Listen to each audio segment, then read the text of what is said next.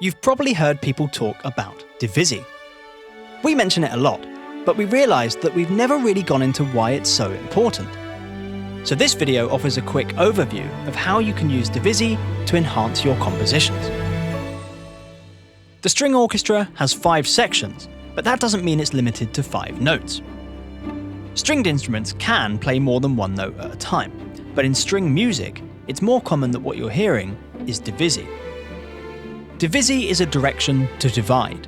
It means we're dividing a string section in half or into 3 or 4, indicated on the score by marking Divisi A2, Divisi A3, Divisi A4, and so on.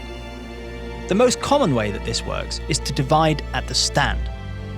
Players in the string section sit in pairs at one desk. 2 players read from one part, so when they see Divisi marked in a part, one player will play the top note and the other will play the bottom note. You can also divide into sections within each section.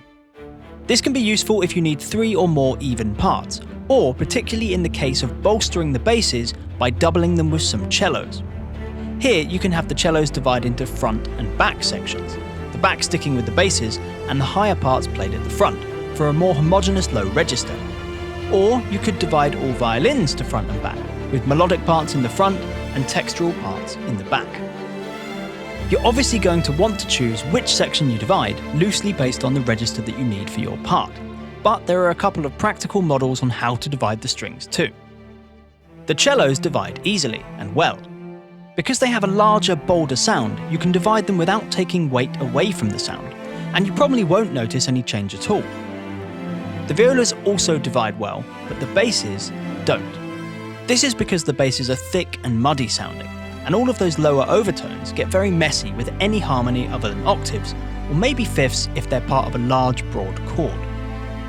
The violins are usually organised as first and second violin sections anyway, and so assuming your top line is on the first violins, you'll want to divide the second violins first when you need more notes.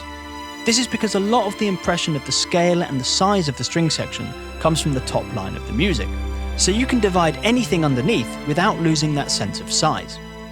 But you can also use this to the opposite effect by paring down to half sections.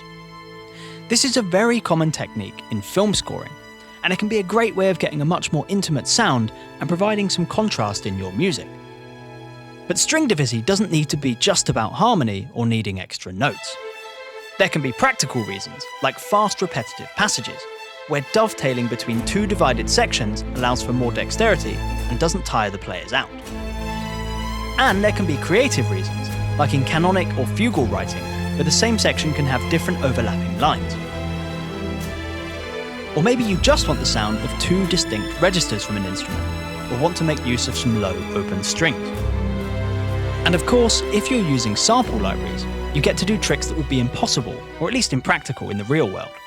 For example, if you have sampled Divisi strings and full ensembles, like with Benjamin Wallfisch strings from Orchestral Tools, then we get something else that's really cool, the ability to double the full section size as well by using the regular section size patches and the Divisi patches too. And we can even keep them Divisi. And so we can have even more control over the sound that we want by using a variety of different section sizes, either half, full, 1.5 or double scale section sizes depending on how we combine our parts. So you can see that a bit of division among the string players is no bad thing at all.